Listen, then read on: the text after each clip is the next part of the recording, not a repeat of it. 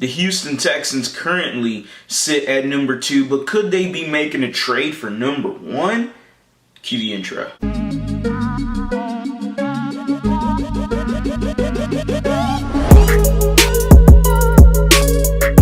What is going on, everybody? Welcome back to a brand new episode of The Lead. Your host, as always, Harley Dugan. First things first, before I get into what the Texans could be doing if they trade at 1 for number 1, they're at number 2 currently. Let's bring it out. This is the bad boy that I've been talking about. This is the DeMeco Ryans autograph signed football. This is my giveaway, and all you got to do is follow at TheLead_HOU and at HOU versus you on Twitter, both of those accounts on Twitter, and you have to be subscribed to the YouTube channel. So far, we got 1,471 subscribers. We're trying to reach 1,500, but I will be doing this giveaway when I reach 3,000 subscribers. The ultimate goal is to get to 3,000 subscribers by the end of the year. So if you want this, DeMeco Ryans, currently the new head coach of the Houston Texans,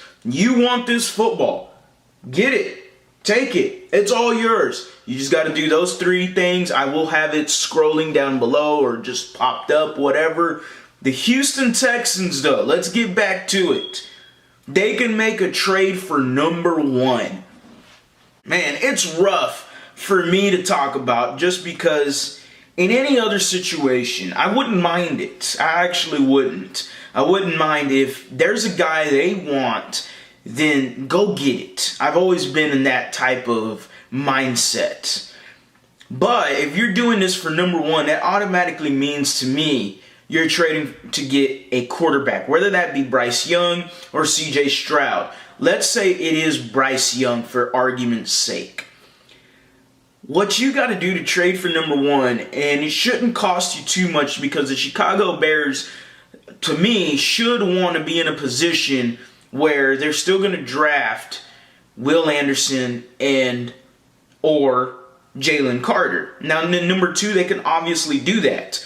But the Houston Texans have to give up their number 2 pick and maybe another pick. And it's not going to be a lot, I get that. But to get what is an outlier of a quarterback in Bryce Young, there's so much risk behind taking Bryce Young. His upside, look, I love what Bryce Young brings at the quarterback position, and I am for him at number 2. If you got to trade up to number 1 to get him, I'm not quite certainly sold on what he is in terms of height, in terms of weight, in terms of his durability in the NFL. And I get he didn't have any issues in college, Harley. He played in the SEC. NFL, like football, is SEC. I get that. I understand it. But the concerns are there, and I'm just not sold on trading and moving up 1 spot in order to grab Bryce Young. If he's there at 2, then yeah, get him at 2 and let's roll with it.